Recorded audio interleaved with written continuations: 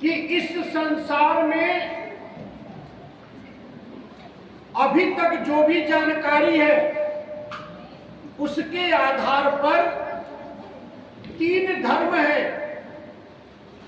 एक सामान्य धर्म है, एक विशिष्ट धर्म है और एक आपद धर्म है। ये 3 धर्म है। धर्म का मतलब होता है धारण करना। और चाहे कोई अपने को हिंदू कहता हो, चाहे कोई मुस्लिम कहता हो, सिख या ईसाई कहता हो, लेकिन इन 3 धर्मों को सभी लोग धारण करते हैं।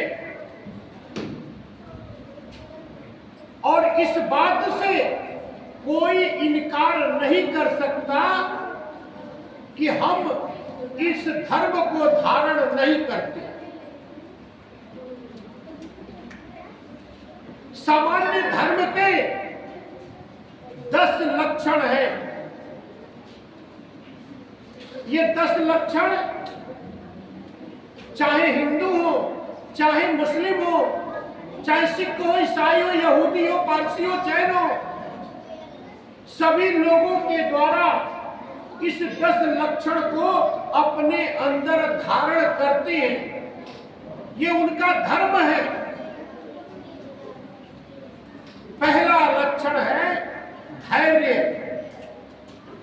अगर कोई भी मानव धैर्यवान नहीं बन पाता है, धैर्य का लक्षण अपने अंदर नहीं रखता है, तो वो कभी भी मानव धर्म का पालन नहीं करता।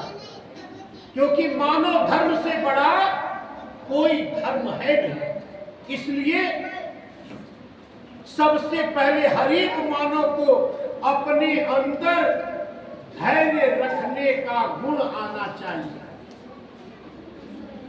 धैर्य रखने के गुण आने पर आपके अंदर असीम क्षमताओं का जन्म होता है। इसलिए धर्म का पहला लक्षण है धैर्य। और धर्म का दूसरा लक्षण जो मानव धर्म है, उसका दूसरा लक्षण है क्षमा। अगर हमारे लिए कोई अपकार करता है तब भी हम उसको लिए उपकार करते हैं। तो क्षमा का गुण कोई भी धर्म के लोग जो धर्म कहते हैं, धर्म नहीं है वो तो पंथ है, मैं बताऊंगा अभी, लेकिन सभी मानव मात्र प्राणी को धर्म जो धारण करते हैं वो दूसरा लक्षण या गुण है क्षमा का। जिस मानव के अंदर क्षमा का गुण नहीं है, तो ये ध्यान रखिए कि वो कभी भी मानव धर्म का पूर्ण नहीं है। धर्म का तीसरा लक्षण है दम, अर्थात हमेशा संयम से अपने कर्तव्यों में लगे रहना, संयम से, नियम से अपने कर्तव्य में लगे रहते हो। यही धर्म का तीसरा लक्षण है। अगर यहां बैठकर प्रवचन सुन रहे हो तो नियम से, संयम से, धैर्य से इस कर्तव्य का पालन करो। हा ही और बातचीत नहीं, शांति पूर्वक बैठ करके अपने कर्तव्य का पालन करो। और धर्म का चौथा लक्षण है अस्तेय, अर्थात चोरी न करना।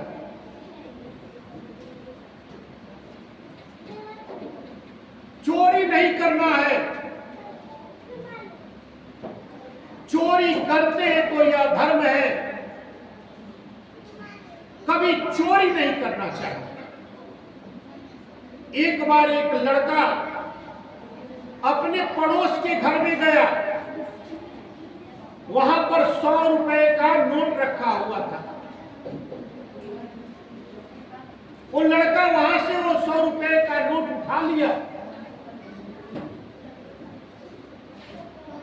और बड़ी खुश होकर के आकर के अपनी मां से कहा कि मां देखो, उस घर में से मैंने पड़ोस के घर में से 100 रुपया लाया है। मां ने हंस करके वो 100 रुपए का नोट लेकर के रख लिया। लड़के का मन खराब हो गया। अब इस तरह से वो चोरी करते करते बहुत बड़ा चोर बन गया। जब बहुत बड़ा चोर बन गया, उसकी चोरी से पूरे समाज के लोग परेशान हो गए थे। एक दिन चोरी करते हुए पकड़ा गया, राजा के पास ले जाया गया। राजा ने उसको फांसी की सजा का हुक्म दिया, ताकि से बीच चौराहे पर ले जाकर के फांसी पर लटका। जब उसे बीच चौराहे पर फांसी के लिए लटकाया जाना था, तो राजा ने पूछा, कोई तुम्हारी आखिरी इच्छा है? तो उस चोर ने कहा कि जी, मेरी आखिरी इच्छा है कि मुझको फांसी पे चढ़ाने से पहले मेरी मां को फांसी पे चढ़ा दिया। राजा बोला, मां को फांसी पे चढ़ाने की बात करते हो? कहा जी, जिस दिन मैं पहली बार चोरी किया, अगर मां ने मुझे उसी दिन 2 थप्पड़ मार दिया होता कि बेटा ये अधर्म है, चोरी करना अधर्म है, चोरी मत करो,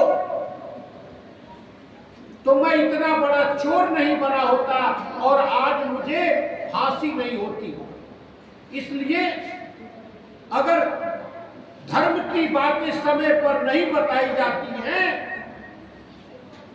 लोगों के द्वारा, तो अधर्म होगा।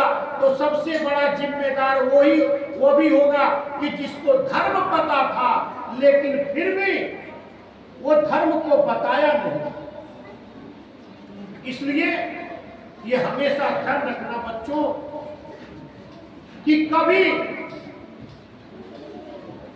भी जीवन में भूखे मर जाना, लेकिन चोरी मत करना, क्योंकि अधर्म है, ये पाप है और इससे तुम्हारे जीवन में केवल बुराई और बुराई आएगी। इसके बाद 5वां जो धर्म का लक्षण है, वो धर्म का लक्षण है शौच। शौच का अर्थ होता है अंदर से और बाहर से पवित्र होना। अंदर और बाहर से, भीतर से भी और बाहर से भी आप पवित्र रहते हो। तो क्या भाई हिंदू, क्या भाई मुस्लिम, क्या भाई सिख और क्या ईसाई, कोई भी धर्म के लोग हो, उनके अंदर ये लक्षण होते हैं। अगर वो इसका लक्षण नहीं है, भीतर और बाहर से पवित्र नहीं है, भीतर और बाहर से उनके अंदर पवित्रता नहीं है, तो कभी मत समझो कि वो व्यक्ति धार्मिक है। वो केवल दिखावा कर रहा है, वो केवल बनावटीपन कर रहा है, बनावटीपन कर रहा है, दिखावा कर रहा है। और इस दिखावे को दूर तभी कर सकते हो जब तुम अंदर से और बाहर से पवित्र रहते हो। पवित्र क्या है भाई? अंदर से शुद्ध मन हो, और बाहर से सत्य आपके कर्म हो। शुद्ध कर्म और शुद्ध मन, ये दोनों चीजें शौच कहलाती है।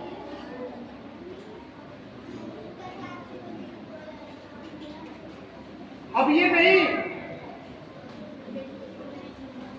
कि आप पूजा करते हो किसी भी इष्ट देव का और पूजा करते वक्त पहले से ही ये दिमाग में रखते हो कि इनसे ये मांगेंगे, उनसे वो मांगेंगे, इनसे ये कहेंगे, उनसे ये कहेंगे। तो इस तरह से आपका शुद्ध मन नहीं है और शुद्ध कर्म भी नहीं है। शुद्ध मन और शुद्ध कर्म यानी शौच का लक्षण अगर आपके अंदर नहीं है तो कहीं से भी आप धार्मिक नहीं है, आपके अंदर मानवता का धर्म नहीं है। इसके बाद आता है धर्म का जो 7वां लक्षण आता है वो है इंद्रिय निग्रह। 5 इंद्रियां होती हैं। इंद्रिय निग्रह का मतलब होता है कि इंद्रियों को नियंत्रित करके रखना। इंद्रियों को ज्ञान का द्वार भी कहा जाता है। ये ज्ञान का द्वार है। जैसे मैं तुम लोगों को और तुम लोग मुझे नेत्र इंद्रिय से देख रहे हो। पहला इंद्रिय है नेत्र इंद्रिय, आंखों से देख रहे हो ना। तुम लोग को मैं देख रहा हूं, तुम लोग मुझे देख रहे हो। लेकिन हर चीज आंखों से तो दिखाई देती नहीं है। जो मैं बोल रहा हूं, क्या ये मेरी आवाज आंखों से दिखाई दे रही है? नहीं, ये हमें कानों से सुनाई देती है। तो इसको श्रवण इंद्रिय कहते हैं। क्या कहते हैं? श्रवण इंद्रिय। तो सुनकर भी सीखते हैं, देखकर भी सीखते हैं। और अभी थोड़ी देर पहले लंच हुआ था तो तुम लोग भोजन कर रहे थे, तो उस भोजन का स्वाद तीता था, मीठा था, कड़वा था, खट्टा था। इसका स्वाद किसने देखा? तुम्हारे जीव इंद्रिय ने। किसने देखा? जीव इंद्रिय ने। ये जीव पर जो इंद्रिय है उसने स्वाद को देखा। तुम्हारे कान ने आवाज को देखा। शब्दों को कौन देखता है? तो श्रवण इंद्रिय। स्थूल वस्तुओं को कौन देखता है? तो नेत्र इंद्रिय। स्वाद को कौन देखता है? तो जीव इंद्रिय। और पंखा चल रहा है, इसकी हवा आपको लग रही है, इस हवा को कौन देख रहा है? इस स्पर्श इंद्रिय। कौन देख रहा है? स्पर्श इंद्रिय। ये चौथी इंद्रिय है जो हवा या धूप जब शरीर पे लगती है तो हमारे त्वचा पर स्पर्श इंद्रिय होता है जो हमें बताता है। और यहाँ अगरबत्ती जल रही है तो इसकी महक आप लोगों को महसूस हो रही है ना? इसकी महक, या चंदन का जो टीका लगाए हैं उसकी भी महक महसूस होती होगी। तो वो किसके जरिए हो रहा है? घ्राण इंद्रिय इस नाक के द्वारा सुगंध को देखा जा रहा है। कूड़ा करकट के पास से गुजरोगे तो ये घ्राण इंद्रिय बताएगी कि ये सुगंध नहीं है, ये दुर्गंध है। सुगंध जो घ्राण इंद्रिय बताता है कि बड़ा ही जो है पवित्र होता है, और दुर्गंध अपवित्र होता है। तो ये 5 इंद्रियों को जो नियंत्रण में रखता है वही धार्मिक रूप से मानव है। उसी के अंदर मानवता का धर्म है। इंद्रियों को हमेशा अच्छे कर्म में लगाना चाहिए। आंखों से बुरी चीज को मत देखो, कानों से बुरी बात को मत सुनो, मुख से बुरी बात को मत कहो। वाणी सुंदर होनी चाहिए।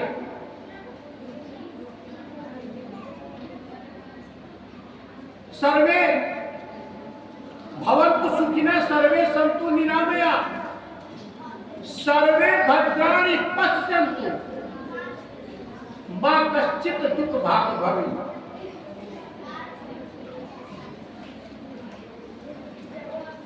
बुरा मत देखो, बुरा मत सुनो, बुरा मत कहो। इंद्रियों के द्वारा आंखों से अच्छी चीजों को देखो,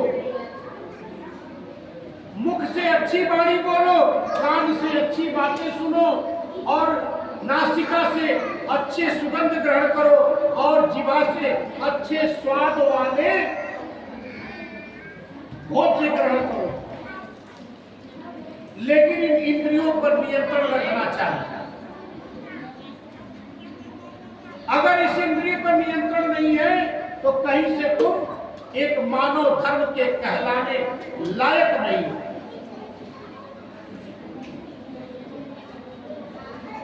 और अगला लक्षण होता है धी। धी का अर्थ होता है सत्कर्मों में अपनी बुद्धि और विवेक को लगाना। सत मतलब अच्छा, सत का मतलब अच्छा। जो पहले भी अच्छा था, अभी भी अच्छा है और आगे भी अच्छा रहेगा, उसी को सद कहते हैं। और कर्म का मतलब जो कार्य किया जाता है, यानी जो कार्य पहले अच्छा था, आज भी अच्छा है और आगे भी अच्छा रहेगा, ऐसे ही कर्मों को करने में अपनी बुद्धि का, अपने विवेक का अर्थात ज्ञान का प्रयोग करना चाहिए। यही धर्म है। ये धर्म ये सब पर लागू है। ये धर्म है। और धर्म का 10वां लक्षण है विद्या, अर्थात वित्त धातु से बना है विद्या, और वित्त का अर्थ होता है जानना। वित्त का अर्थ क्या होता है? जानना। यानी इस संसार में जितनी भी जानने योग्य चीजें होती हैं, उसे सीखते हो, उसे ही विद्या कहा जाता है।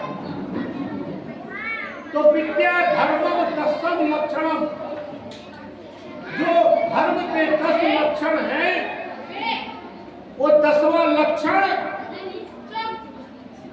विद्या होता है।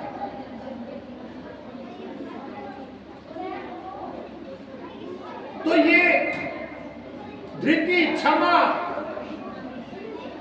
दम, अस्तेय, शौच, इंद्रिय निग्रह, धी और बुद्धि, ये 10 सामान्य धर्म के लक्षण हैं।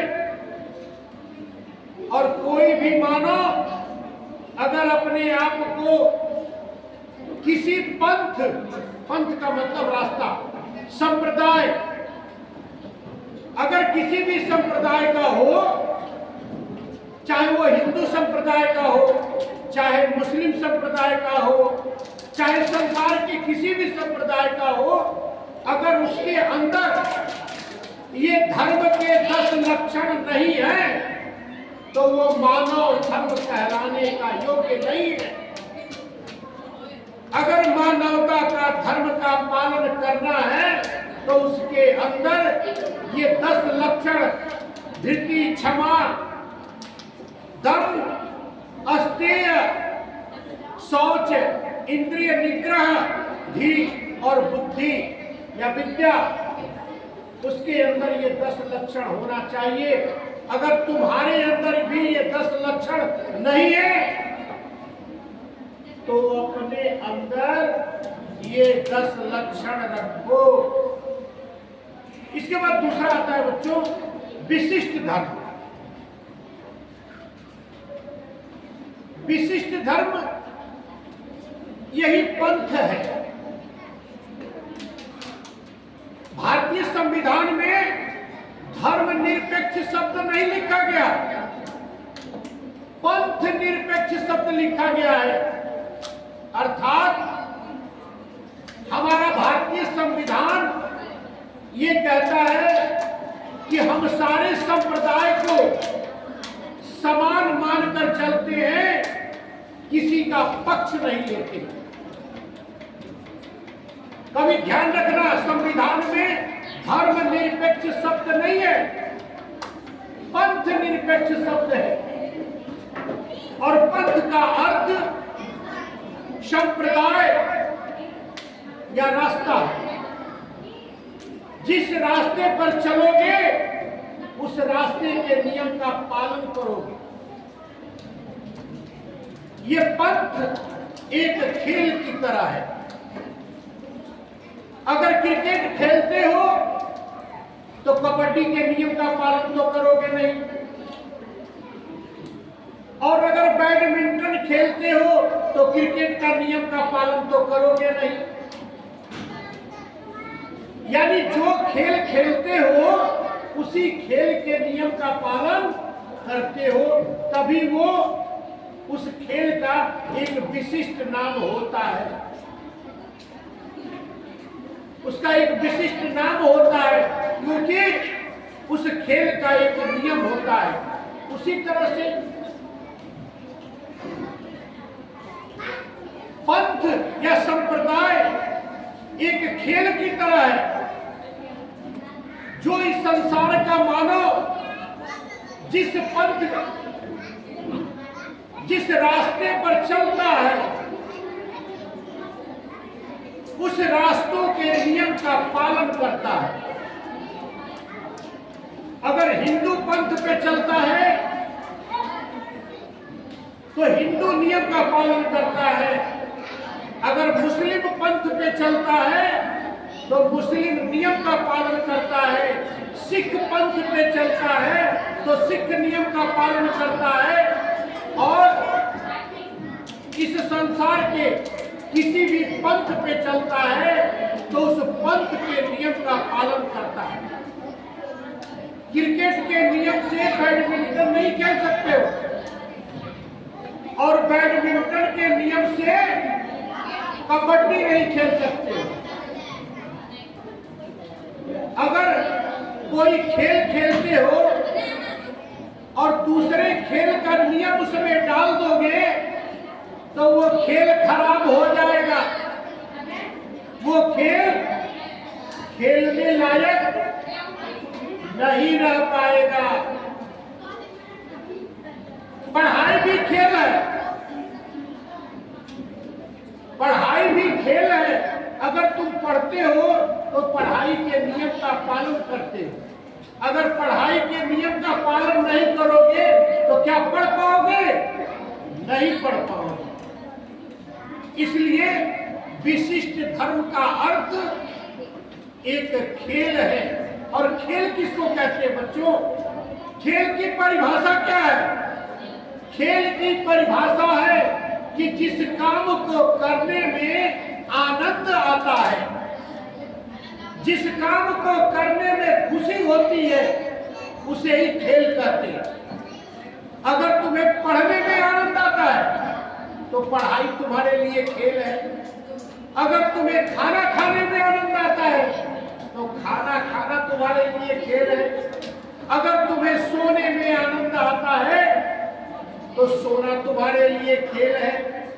अगर तुम्हें यात्रा करने में आनंद आता है तो यात्रा तुम्हारे लिए खेल है। अर्थात जिस काम को करने से तुम्हें आनंद मिलता है उसे खेल कहते हैं।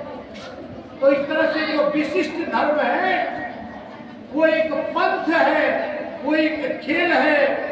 उसको करने में, उस पंथ पे चलने में तुम्हें आनंद आता है, तुम्हें अच्छा लगता है, इसलिए तुम वो अपने मानव धर्म के साथ उस खेल में चल पड़ते हो। अगर हिंदू पंथ पे चलने में आनंद आता है,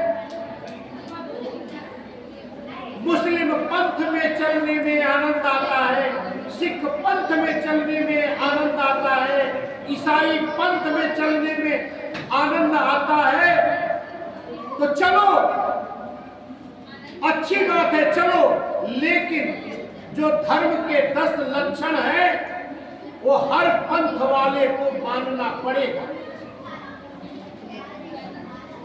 वो धर्म के 10 लक्षण हर पंथ पे चलने वाले को साथ लेकर चलना होगा। और इसके बाद तीसरा धर्म आता है। सामान्य धर्म के 10 लक्षण बता दिए, विशिष्ट लक्षण को मैंने बता दिया। विशिष्ट धर्म क्या होता है? और विशिष्ट धर्म के बाद एक तीसरा धर्म आता है। इस धर्म का नाम है आपद धर्म। कौन सा धर्म? आपद धर्म। तीसरा धर्म कौन सा है? आपद धर्म। आपद धर्म का मतलब होता है कि मुसीबत में, परेशानी में, जब जीवन में संकट आ जाए, जब जिंदगी दांव पे लग जाए और ये लगे कि सामान्य धर्म का पालन करने से जिंदगी नहीं बचेगी, विशिष्ट धर्म का पालन करने से जिंदगी नहीं बचेगी। जिंदगी बचेगी कैसे? ये जीवन बचेगा कैसे? तो जीवन को बचाने के लिए जो उस समय ठीक लगे वही करते हो, उसी को आपद धर्म कहते हैं। अर्थात जान बचाने के लिए जो अंतिम रूप से जो तुम्हें ठीक लगे वही तुम कर्म करते हो, तो उसको आपद धर्म कहा जाता है। जब जिंदगी दांव पे लग जाए और लगे कि जिंदगी अब बच नहीं पाएगी, तो बचाने का जो रास्ता तुम्हें ठीक लगे वो रास्ता अपना लो, उसी को आपद धर्म के नाम से कहते हैं। तो बच्चों, जीवन में ये 3 धर्म है और इन 3 धर्मों का हर मानव को इन 3 धर्मों के कर्तव्यों का पालन अपने जीवन में अवश्य ही करना पड़ता है। और तभी वो मानव कहलाता है। इसलिए धर्म का मतलब कोई अगर अंधविश्वास वाली बात करता है तो उसको मत मानना, उसको मत सुनना, मत देखना। आज के बाद जो मैंने 3 धर्म बताए, जो सामान्य धर्म है 10 लक्षण, विशिष्ट धर्म है जिसमें आनंद है, और आपद धर्म जिसमें जीवन बचाने की महत्वपूर्ण बात कही गई है, उसी का पालन करना ही तुम्हारे जीवन का सबसे सर्वोत्तम धर्म है। बोलो सियापति रामचंद्र की जय, पवन सुत हनुमान की जय। एक बार सब बच्चों साथ में बोलेंगे, श्री राम जय राम जय जय राम, श्री राम जय राम जय जय राम, श्री राम जय राम जय जय राम, श्री राम जय राम जय जय राम।